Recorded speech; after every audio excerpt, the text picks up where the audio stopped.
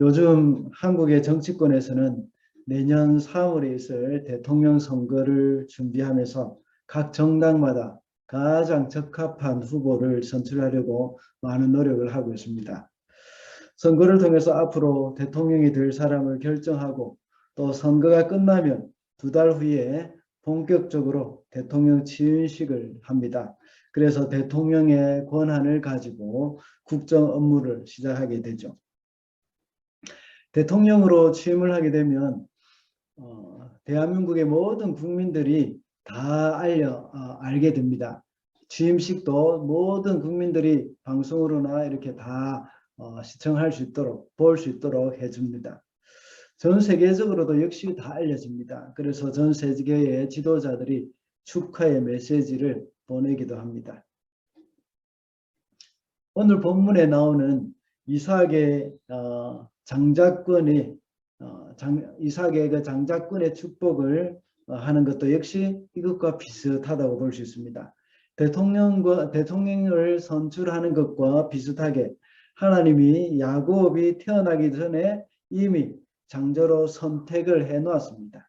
그리고 이삭이 죽기 전에 장자권의 축복을 하는 것입니다. 이삭이 그의 아들을 축복하는 것은 오늘 성경 본문에서 말씀하는 그러한 장자의 취임식과 같은 일입니다. 그런데 이런 중요한 장자권 이양식이 아주 은밀하게 이루어지고 있습니다. 본래 장자권 이양을 할 때는 공개적으로 모든 가족들과 종들 그리고 이웃의 다른 민족들에게도 선포하는 식으로 치루어집니다. 그러나 오늘 본문에서는 광고도 하지 않고 에서에게만 살짝 말을 합니다. 그런데 마침 그것을 이삭의 아내인 리브가가 이렇게 엿듣고 말았던 겁니다. 이삭은 그 중요한 장자의 취임식 이것을 왜 이렇게 은밀하게 하려고 했을까요? 뭔가 떳떳하지 않은 부분이 있었기 때문입니다. 하나님은 이 이삭의 두 아들 쌍둥이가 태어나기도 전에 이미 누가 장자가 될 것인지에 대해서 정해 두셨습니다. 그런데 이삭은 먼저 태어난 에서를 더 사랑했기 때문에 에서를 장자로 삼고 싶었습니다. 이삭은 에서가 사냥해 온 고기를 좋아했으므로 그를 더 사랑했다고 말씀하고 있습니다. 그리고 일반적인 풍습도 역시 먼저 태어난 아들이 장자가 되는 것이 그때 당시나 지금이나 비슷한 것 같습니다. 이삭은 하나님의 뜻을 따르기보다는 자기가 원하는 사람에게 장자권을 주기를 원했고 더 나아가서 그 당시 세상의 풍습을 따라서 그 장자권 이양도 음식을 먹고 기쁜 가운데서 하기를 원했던 것입니다.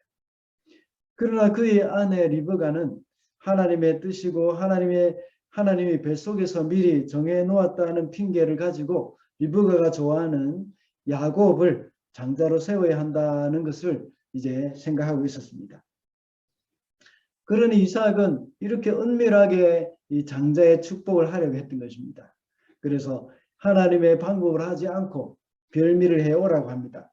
그리고 역시 그 당시 세상의 풍습이었던 그처럼 이렇게 자기가 좋아하는 음식을 해오면 그것을 먹고 기뻐하면서 마음껏 축복해 주겠다고 말을 합니다. 자기가 좋아하는 아들, 자기가 좋아하는 방법으로 축복을 하려고 합니다. 오늘 본문 1절에서는 이삭이 늙어서 눈이 어두워 잘 볼 수 없게 되었다고 말합니다. 이삭이 눈이 어두워졌다는 것은 물론 육신의 눈도 어두워진 것이기도 하지만 그와 함께 이삭은 에서의 별미에도 역시 눈이 어두워진 것입니다. 그는 또한 그 당시에 이삭의 세상의 풍습에 눈이 어두워져 있었고 자신의 고집에 눈이 어두워 있었던 것입니다. 그래서 그는 분별력을 잃어버려서 하나님의 뜻과는 거리가 먼 그런 결정을 하게 되었습니다. 우리에게도 역시 눈을 어둡게 하는 것이 있습니다. 우리로 하여금 영적인 눈을 어둡게 해서 분별력을 잃어버리게 만드는 별미와 같은 것들이 많이 있습니다.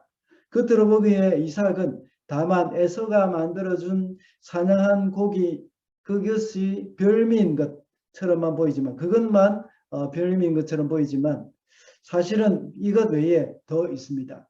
그것을 살펴보면서 우리가 영적인 분별력을 잃지 않도록 해야 되겠습니다. 그래서 오늘은 별미를 버려라는 제목으로 우리로 하여금 분별력을 잃어버리게 만드는 것이 무엇인지 알아보도록 하겠습니다. 우리로 하여금 하나님의 뜻을 분별하지 못하게 만드는 그 별미, 이런 것들을 우리가 다 버릴 수 있어야 하겠습니다. 첫째로 분별력을 잃게 하는 것은 육신의 욕망입니다. 4절 말씀입니다. 내가 좋아하는 별미를 만들어서 나에게 가져오너라. 내가 그것을 먹고 죽기 전에 너에게 마음껏 축복하겠다.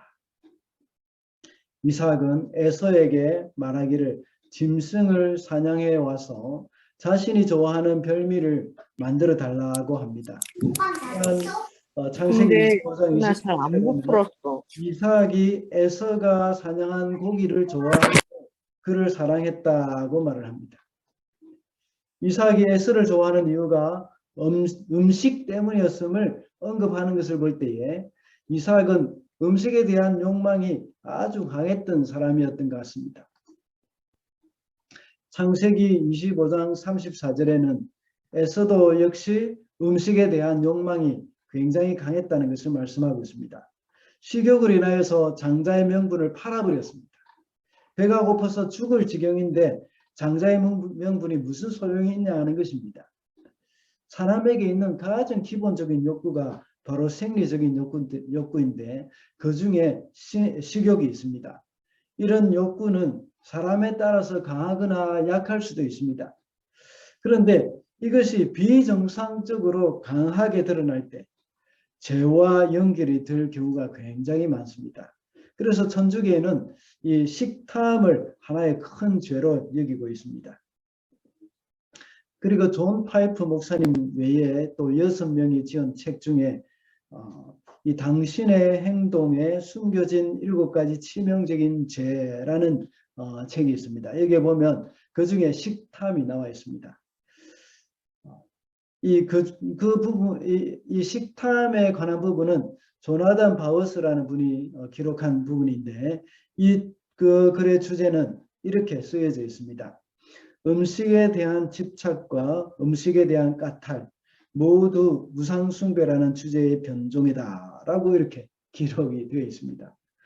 오늘 본문에 나오는 이삭이나 에서는 식욕에 대해서 아주 강하게 반응을 하는 그런 사람입니다. 사람이 살아가는데 어느 정도 기본적인 욕구가 있습니다. 이것이 사람으로 하여금 생존해 주는 것이기 때문에 아주 좋은 부분이기도 합니다. 그런데 이것이 비정상적으로 강하게 나타날 때에 죄가 된다는 것입니다. 우리가 가진 기본적인 욕구는 모두 하나님이 주신 것입니다. 이것은 우리가 이 세상에서 생존해 나가면서 살아가는 데에 아주 필요한 것입니다. 우리가 식욕이 전혀 없으면 안 됩니다. 배고픈 것도 모르고 살아간다면 영양실조로 우리가 죽을 수도 있습니다. 그래서 하나님께서는 이런 것들도 역시 우리에게 선물로 주신 것입니다.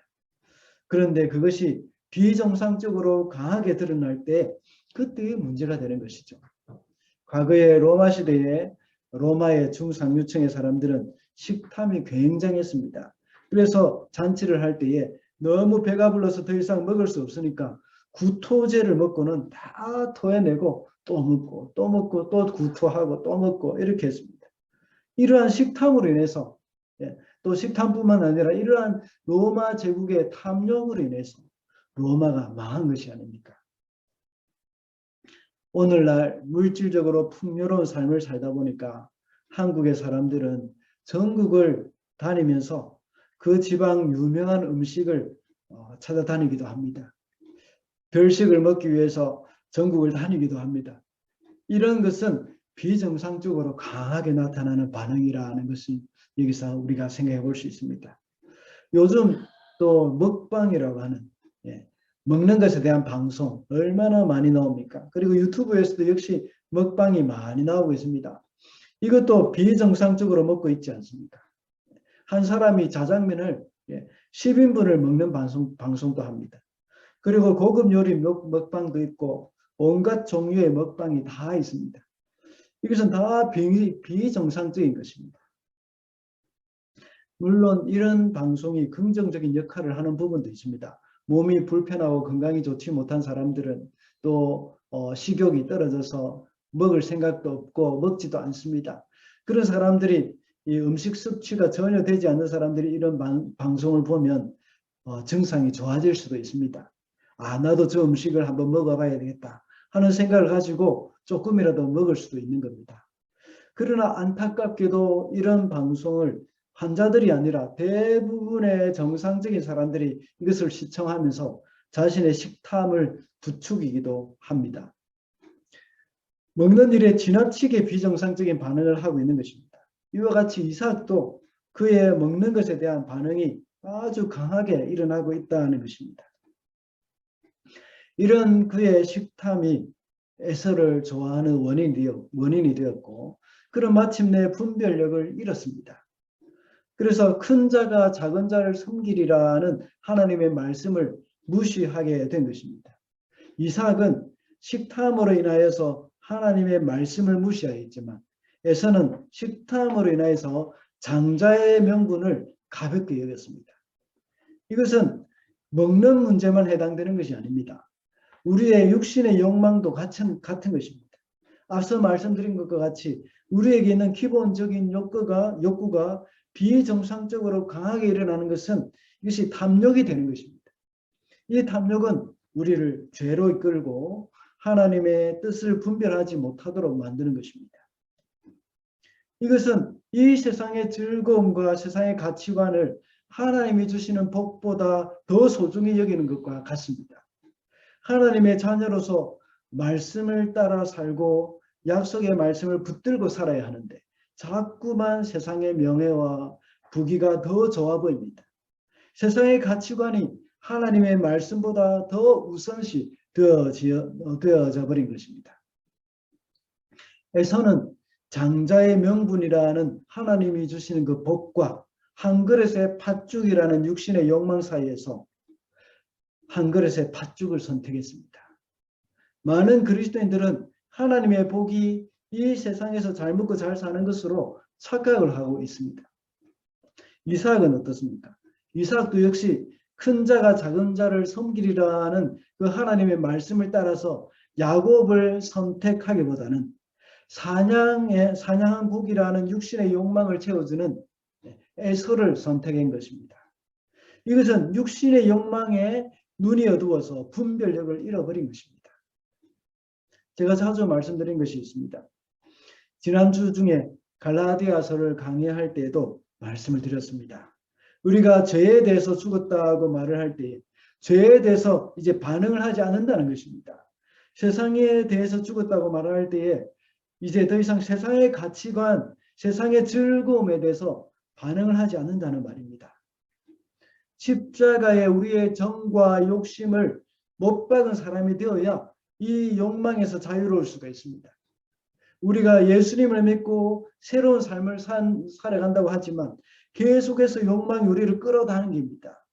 그럴 때 우리는 계속해서 되뇌어야 합니다. 나는 십자가에 나의 정과 욕심을 못 박았다. 나는 이런 욕망에 대해서 죽었다. 이런 욕망에 대해서 반응하지 않는 사람이다. 라는 그런 사실을 잊어서는 안 됩니다. 이삭은 이런 욕망에 대해서 죽은 사람이 되었어야 합니다. 그는 자기의 식탐, 여기에 대해서 계속해서 살아있어서 식탐이 자기를 유혹할 때마다 계속해서 거기에 강하게 반응을 해왔던 사람이었습니다. 그래서 우리는 이러한 욕망으로 인해서 영적인 분별력을 잃어버리는 일이 없도록 우리는 해야 하겠습니다. 둘째로 분별력을 잃게 하는 것은 잘못된 사랑입니다. 7절과 13절입니다. 사냥을 해다가 별미를 만들어서 아버지께 가져오라고 하시면서 그것을 잡수시고 돌아가시기 전에 주님 앞에서 너의 형에게 축복하겠다고 하시더라. 13절입니다. 어머니가 아들에게 말하였다. 아들아, 저주는 이 어머니가 받으마. 내가 시키는 대로 하여라. 가서 2마리를 끌고 오너라. 이 7절과 13절은 리브가가 한 말입니다. 본래 하나님은 야곱을 택하여 장조로 삼겠다고 하셨습니다. 이삭이 그것을 모를 리가 없습니다. 그렇지만 이삭은 자신이 사랑하는 큰아들에게 장자의 축복을 하려고 했습니다. 자식을 사랑하는 것은 당연한 것입니다.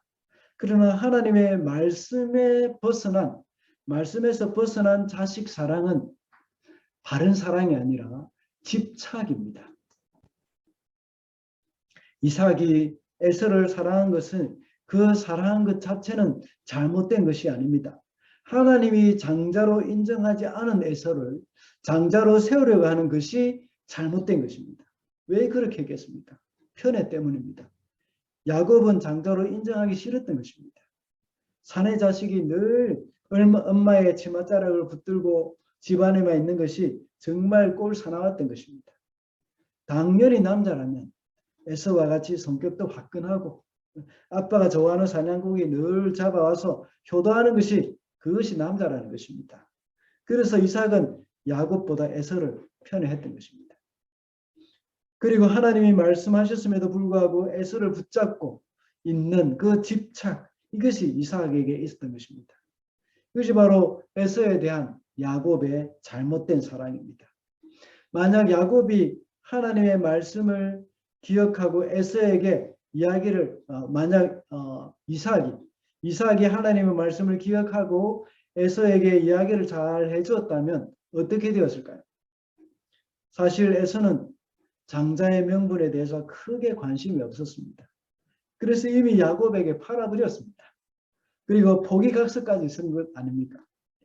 그런데 이제 아버지가 이것은 장자의 명분, 이것은 굉장히 중요하고 좋은 것이니까 네가 꼭 받아야 한다 이렇게 말을 하니까 나쁘지 않은 겁니다. 그래서 욕심이 생겼고 기대감이 있었습니다.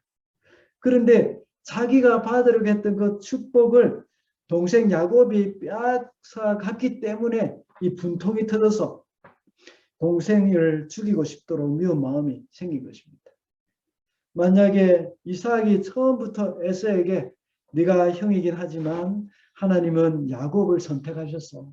그러니 네가 좀 서운하더라도 어쩌겠니 하고 설득을 했더라면 에서는 달랐을 것입니다.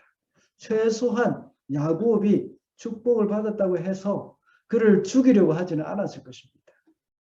물론 요즘 세대는 맏아들이나 다른 자녀들이나 다르지 않습니다. 그리고 모든 자녀에게 하나님의 복이 동일하게 임합니다. 걱정 안 하셔도 됩니다. 이 부분에 대해서 다른 자녀들은 너무 이렇게 민감하거나 또 이 성경 부분에 대해서 또 마음을 어려워할 필요가 없습니다. 이제 지금은 다 동일합니다. 반대로 리브가는 야곱을 사랑했기 때문에 그도 역시 올바르지 못한 방법으로 야곱이 장자의 축복을 받게 하려고 했던 겁니다. 심지어는 혹시 저주가 임하더라도 그 저주를 리브가 자신이 받겠다는 이런 말까지 합니다. 정말 극성이라는 그런 생각이 들 정도입니다. 오늘날은 정말 이 용맹한 한국의 어머니들, 이런 어머니들 같지 않습니까? 자식을 명문대에 진학시키기 위해서 어떤 희생이라도 감수하겠다고 말합니다. 너는 걱정하지 말고 엄마만 믿고 공부만 열심히 하면 된다 하면서 이렇게 말을 하는 것과 같습니다. 그리고는 온갖 정보력을 다해서 다 동원해서 유명한 가외 선생님을 찾아서 붙여주기도 합니다. 그리고 그 과외비를 마련하기 위해서 식모살이라도 하겠다 하는 그런 말도 하지 않습니까? 입시 설명회를 다니면서 온갖 정보를 다 얻어오지 않습니까? 아니면 모든 수단과 방법을 다 동원해서 입시에 관한 모든 정보를 다 섭렵합니다. 그러면서 이렇게 말합니다. 아들아, 너무 걱정하지 말고 엄마만 믿고 시키는 대로만 해라. 엄마가 다 책임질게. 너는 이제 공부만 열심히 하면 되는 거야. 하면서 엄마는 아들에게 말을 합니다. 방금 읽은 17절의 말씀이 꼭 오늘날 한국의 엄마들과 똑같은 말을 하지 않습니까? 17절에 보면 아들아 저주는 이 어머니가 받으마. 네가 시키는 대로 하여라. 가서 2마리만 끌고 오너라. 자식을 향한 리브가도 역시 건강한 사랑이 아닙니다. 과잉보호 또는 집착과 편이 아닙니까? 저주는 이 어머니가 받으마 하는 이 말은 함부로 해서는 안 되는 말입니다. 하나님의 뜻은 선한 방법으로 이루어져야 함에도 불구하고 이러한 잘못된 사랑으로 인해서 모두가 다 영적인 분별력을 잃어버리는 그런 일이 생겼습니다. 만약에 리브가가 하나님께서 하신 약속을 믿고 기다렸다면 어떻게 됐을까요? 장자로 세우는 일은 하나님이 책임지고 하셨을 것입니다. 사냥하러 간 에서가 짐승을 전혀 잡지 못하고 허탕을 치고 오는 바람에 아버지의 축복이 미뤄졌을 수도 있습니다. 또한 이삭이 에서를 축복을 했다고 하더라도 하나님께서 취소하실 수도 있습니다. 아무리 이삭이 에서를 축복한다고 하더라도 하나님의 뜻이 아니라면 그 축복이 실현되지 않게 하십니다. 하나님은 인간의 그런 실수에 갇혀 있거나 제한을 받는 그런 분이 아니십니다. 하나님은 인간의 실수에도 불구하고 그 실수를 선으로 사용하시는 그런 하나님이십니다. 그러므로 비록 이삭이 잘못해서 에서를 축복한다고 하더라도 하나님의 뜻은 변함이 없습니다. 다만 우리가 해야 할 일은 끊임없이 하나님의 뜻을 따라 살고 하나님의 약속의 말씀을 붙들고 살기 위해서 몸부림치는 것입니다. 하나님은 그것을 기뻐하십니다. 하나님 말씀 한마디 한마디에 떨고 거기에 반응하는 것이 우리의 일이라는 겁니다. 그래서 오늘 본문에 나오는 이삭이 야곱을 에서의 이름으로 축복을 했지만 하나님께서는 그 야곱에게 복을 물려주신 것입니다. 장자의 권한을 물려주신 것입니다. 우리 보통 생각하면 누구에게 손을 얹고 축복하면서 다른 이름으로 하면 참 그것이 곤란하게 느껴지지 않습니까? 그러나 하나님께서는 야곱에게 축복을 하면서 에서의 이름을 불러서 축복을 한다고 하더라도 그것이 야곱의 복이 되게 하시는 것입니다. 그것이 하나님이십니다. 오늘 본문에서 이삭과 리브가는 잘못된 사랑으로 인해서 그들의 분별력을 잃어버렸습니다. 리브가는 아무리 하나님의 뜻이라고 하더라도 선한 방법으로 이루어져야 한다는 것을 그는 알지 못했습니다. 그리고 그분이 하실 일을 하실 때까지 기다려야 한다는 사실을 그는 분별하지 못했습니다. 그리고 이삭은 에서를 편애함으로 분별력을 잃어버리고 하나님의 말씀을 무시했습니다. 이와 같이 성도들에게도 자녀들에 대한 집착과 편애 그리고 과잉 보호가 있습니다. 하나님의 말씀보다 자식을 더 우선시한다면 그것은 바로 잘못된 사랑입니다. 이것은 역시 우상 숭배입니다. 마지막으로 분별력을 잃게 하는 것은 굽히지 않는 자기의 뜻입니다. 23절 말씀입니다. 이삭은 야곱의 두 손이 그의 형 에서의 손처럼 털이 나 있으므로 그가 야곱인 줄을 모르고 그에게 축복하여 주기로 하였다. 축복하기 전에 이삭에게는 뭔가 이상한 낌새가 있음을 알았습니다. 첫 번째로 에서의 음성이 좀 이상하다는 것입니다. 그래서 야곱의 음성 같았습니다. 그래서 야곱이 에서인 척하고 음식을 가지고 와서 아버지를 부를 때 이삭은 너는 누구냐라고 되묻습니다. 자기가 사랑하는 에서의 음성이 아니기 때문입니다. 그리고 또 하나는 사냥을 나간 에서가 너무 빨리 짐승을 잡아온 것입니다. 그래서 묻기를 어떻게 그렇게 빨리 사냥거리를 찾았느냐 하고 묻습니다. 그래서 야곱은 하나님을 덜먹거립니다. 하나님이 이 일을 잘 해주셨다 하고 거짓말을 합니다. 그래서 이삭은 또다시 확인을 하려고 합니다. 이번에는 직접 만져보고자 합니다. 그리고 만져보고는 목소리는 야곱이지만 손은 에서의 손이로구나 하고 말합니다. 그리고 오늘 본문에서는 읽지 않았지만 24절에 보면 또 물어봅니다. 네가 정말로 내 아들 에서냐 하고 묻습니다. 그리고 음식을 먹습니다. 음식을 다 먹고 나서 또 한 번 확인을 합니다. 이번에는 입을 맞추면서 옷의 냄새를 맡습니다. 당연히 에서의 옷을 입었으니까 에서의 땀 냄새 이런 것들이 또 나겠죠. 그리고 마침내 축복을 하는 겁니다. 이삭이 이렇게 몇 번이나 물어보고 확인한 이유가 뭐겠습니까? 확신이 없었기 때문입니다. 본래 이삭은 선지자입니다. 아버지 아브라함도 역시 선지자이면서 아브라함을 이어서 이삭이 영적인 권위를 이어받았던 겁니다. 그러면서 이삭도 역시 선지자이고 하나님이 이삭에게 늘 말씀을 하셨습니다.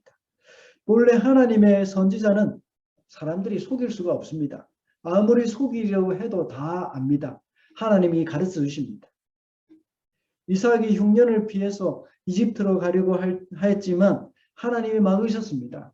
그리고 선지자 아브라함에게 나쁜 행동을 할 때나 또 이삭에게 나쁜 짓을 할 때에도 하나님께서는 그 대상자를 야단치거나 벌을 내리셨습니다. 그리고 몇 번이나 나타나서 약속의 말씀도 하셨습니다. 이삭에게도 약속하셨고 아브라함에게도 말씀하셨습니다. 왜냐하면 이삭이 선지자이기 때문입니다. 이삭뿐만 아니라 아브라함에게도 하나님은 늘 말씀하셨습니다. 소돔과 고모라의 비밀도 말씀하셨습니다. 그리고 수시로 하나님은 아브라함에게 나타나셔서 말씀해 주셨습니다. 구약의 선지자들도 늘 하나님께서 말씀해 주셨습니다. 특히 사무엘에게 하나님은 많은 것들을 말씀하셨습니다. 사무엘에게는 속일 수도 없었습니다. 사울 왕이 이 아말렉과의 전쟁에서 모든 것을 다 죽여야 하는데 그렇지 않고 남겨두었던 그 짐승들, 가축들 사무엘 앞에서는 숨길 수가 없었습니다. 사울이 왕이 될 것도 말씀하셨고 또 다윗에게 기름 부을 때도 하나님께서는 사무엘에게 말씀하셨습니다. 그런데 사무엘이 어릴 때에 엘리 제사장이 있었는데 하나님께서는 엘리 제사장에게는 직접 말씀하지 않으셨습니다. 그래서 사무엘을 통해서 말씀하시든지 아니면 하나님의 사람을 통해서 말씀하셨습니다. 왜 그랬을까요? 엘리 제사장의 영의 눈이 어두웠기 때문입니다. 오늘 본문에서도 역시 하나님은 이삭에게 말씀하시지 않으셨습니다. 하나님께서 이삭으로 하여금 눈치를 채도록 해 주실 수도 있었습니다. 그러나 하나님은 지금 이삭이 하는 일에 대해서 그것을 기뻐하시지 않으셨기 때문에 하나님은 말씀 안 하셨습니다. 하나님께서는 이삭의 아내를 데리고 갔을 때, 아브라함의 아내를 데리고 갔을 때, 이 이집트의 왕에게도 꿈에 나타나셔서 알게 하셨고, 어려움을 당하게 하심으로 알게 하셨고, 또 그랄 왕에게도 역시 꿈에 나타나셔서 알게 하셨습니다. 여러 가지 방법으로 많이 알게 해주셨습니다. 그런데 이번에는 하나님께서는 말씀 안 하셨습니다. 또 한 가지 이상한 것은 하나님이 이렇게 확신이 없어서 이삭이 이렇게 확신이 없어서 당사자에게 몇 번이나 물어봤지만 하나님께는 물어보지 않았습니다. 왜 묻지 않았을까요? 이삭이 왜 하나님께 이 자기가 확신하지 못하는 이 아이가 에서인지 야곱인지 물어볼 수도 있는데 왜 묻지 않았을까요? 그것은 자신이 하고 있는 일을 하나님이 기뻐하시지 않는다는 것을 알기 때문에 묻지 않았습니다. 내가 이 일에 대해서 하나님께 묻는다면 하나님이 분명히 에서에게 축복하지 말라고 하실 것임이 틀림없기 때문에 그는 하나님께 여쭤보지 않았던 겁니다. 그래서 그는 자기 마음대로 에서를 축복한다는 것이 결과적으로 야곱을 축복하게 되었습니다. 이런 비슷한 일이 혹시 생각나십니까? 네, 민수기에 나오는 발람 선지자의 이야기입니다. 발람은 하나님이 이스라엘을 저주하기를 원치 않는다는 사실을 알았습니다.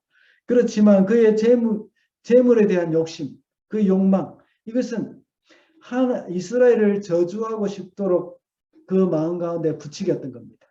결국 하나님은 나귀를 통해서 말씀하셨습니다. 하나님의 사람이 하나님의 말씀을 버리면 안 됩니다. 큰 자가 작은 자를 섬기리라는 그 하나님의 말씀을 이삭이 무시하고 자기의 뜻을 앞세웠을 때에 온 집안이 상처투성이가 되었습니다. 이와 같이 하나님의 백성이 하나님의 말씀을 무시하고 자신의 뜻을 내세울 때에 어려움이 생깁니다. 가장 먼저 리브가와 야곱이 이삭에게 순종하지 않았습니다. 이와 같이 가까이 있는 사람부터 돌아서기 시작합니다. 혹시 여러분이 사람과의 관계에서 평강이 깨어졌다고 생각할 때 한번 점검해 보시기 바랍니다. 여러분이 혹시 하나님의 말씀을 무시하거나 떠나 있지 않은지 돌아보시기 바랍니다. 발람도 역시 하나님의 말씀을 무시했을 때에 나귀가 그의 말을 듣지 않았습니다. 물론 나귀가 하는 행동으로 인해서 그의 목숨을 건지긴 했지만 그의 입장에서 보면 나귀는 자신에게 거역하는 것이었습니다. 그래서 그는 화가 치밀어서 나귀를 3번이나 때렸지 않습니까? 하나님은 이런 일들을 통해서 하나님 앞에, 하나님의 말씀 앞에 굴복하지 않는 우리를 꺾으실 때가 있습니다. 이삭은 굽힐 줄 모르는 자신의 뜻을 기어코 자신의 뜻대로 기어코 에서를 축복했던 것입니다. 그는 에서의 손과 같이 이 털이 에서의 손과 같이 털이 있으므로 분별하지 못하고 축복했다고 말했습니다. 개역개정 성경에서는 말하고 있습니다. 이런 생각은 야곱과 리브가도 다르지 않습니다. 그들이 장자의 축복을 받기 원하는 것은 하나님의 언약을 존중했기 때문만은 아닙니다. 그들의 욕심이었고 남에게 지기 싫어하는 그들의 기질이었습니다. 그래서 리브가는 결국은 죽을 때까지 사랑하는 아들 야곱을 보지 못하고 사랑하는 아들을 미워하면서 그리워하면서 살았던 그런 리브가의 모습이었습니다.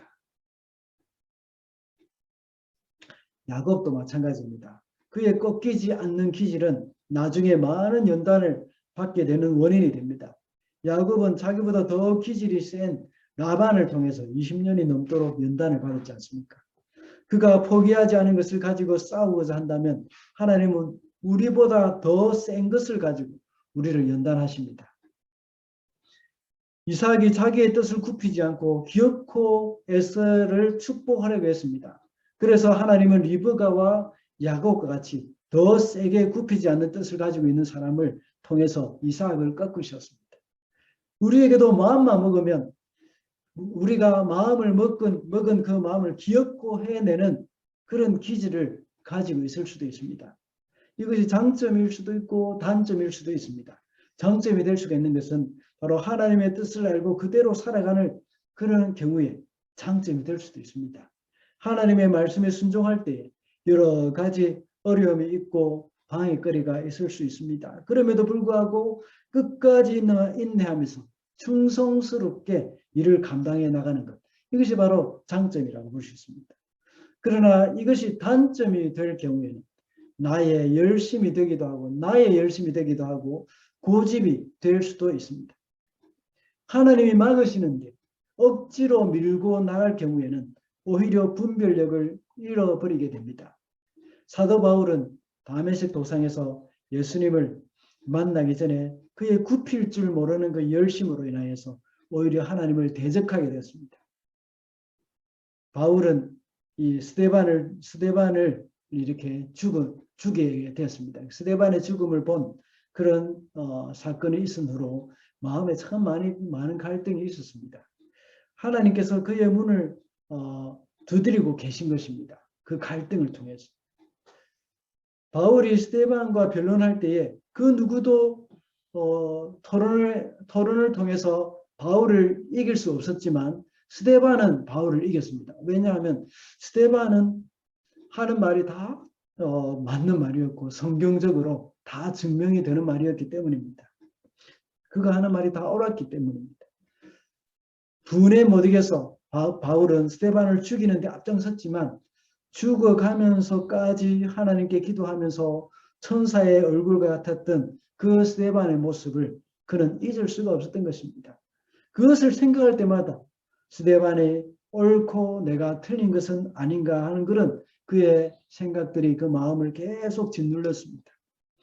그러나 그런 마음이 들수록 그는 더욱더 교회를 핍박하는 일에 열심을 냈습니다. 더 많은 그리스도인을 잡아가두고 죽이기도 했습니다. 자신의 고집을 꺾지 않았습니다. 그렇게 하는 것이 하나님의 뜻이라고 더욱더 믿으려고 노력을 했던 겁니다. 그러나 하나님은 마침내 다메섹 도상에서 바울을 꺾으셨습니다. 야곱도 역시 바단 아람 외삼촌 집에서 많은 연단을 받았지만 그래도 여전히 꺾이지 않은 부분이 있었습니다. 그때 약복강 나루터에서 하나님이 나타나셨습니다. 야곱과 씨름하면서 그의 환도뼈를 쳐서 꺾었습니다. 이 사건은 사울이 다메섹 도상에서 하나님을 만나서 항복한 시간과 마찬가지입니다. 그 사건과 마찬가지입니다. 그 후로 바울은 2차 전도여행을 하면서 성령님의 음성에 아주 민감하게 반응을 했죠. 아시아로 가고자 했지만 성령께서 그것을 막으신다고 생각을 하고 멈췄습니다. 그리고 밤에 마게도냐에서 사람들이 꿈에 나타나서 환상 중에 나타나서 우리를 도우라 했을 때에 그것이 바로 하나님의 뜻인 줄 알고 이제 마게도냐로 갔던 것입니다. 언제든지 사도 바울은 언제든지 자신의 뜻을 하나님의 뜻 앞에 굽힐 그 준비가 된 사람으로서 변했습니다. 바뀌었습니다. 그럴 때 바울은 올바른 분별력을 가지고 마게도냐로 가는 것이 하나님의 뜻이라는 것을 알게 되어졌던 겁니다. 우리에게도 내가 하고 싶은 것, 내가 옳다고 생각하는 것을 포기할 줄 모르는 기절이 있을 수도 있습니다. 한번 마음먹은 것은 누구의 말도 귀에 들어오지 않습니다. 그래서 그 일을 위해서 달려갑니다. 이것이 하나님 앞에서 꺾여야 합니다. 그리고 하나님은 굽히지 않는 우리의 기질을 다른 사람을 도구로 사용하면서 훈련시키고 연단시켜서 하나님의 언제든지 하나님의 형상으로 빚어 가십니다. 하나님의 뜻 앞에 우리의 뜻을 굽힐 수가 있어야 합니다. 말씀을 맺겠습니다. 오늘은 별미를 버려라는 제목으로 말씀을 살펴봤습니다. 이삭은 별미 때문에 분별력을 잃어버렸습니다. 우리도 역시 별미와 같은 우리가 좋아하는 것들 때문에 눈이 어두워서 분별력을 잃어버릴 경우가 많습니다. 이삭이 이런 중요한 순간에 분별력을 잃어버렸던 것은 믿음의 조상으로서 큰 실수라고 볼 수 있습니다. 이런 이삭의 모습이 우리에게도 있다는 것을 우리는 기억해야 하겠습니다. 그래서 우리로 하여금 분별력을 잃게 만드는 별미와 같은 것, 그것이 무엇이겠습니까? 오늘 본문에서는 하나님의 말씀과 거리가 먼 우리의 육신의 욕망입니다. 그리고 또 잘못된 사랑이며 굽힐 줄 모르는 우리의 뜻이라고 했습니다. 우리에게도 이런 것처럼 우리에게도 이런 것이 이삭처럼 분별력을 잃어버리게 하지 않도록 늘 주님의 말씀 앞에 스스로를 굴복시키는 저와 여러분이 되시기를 바랍니다.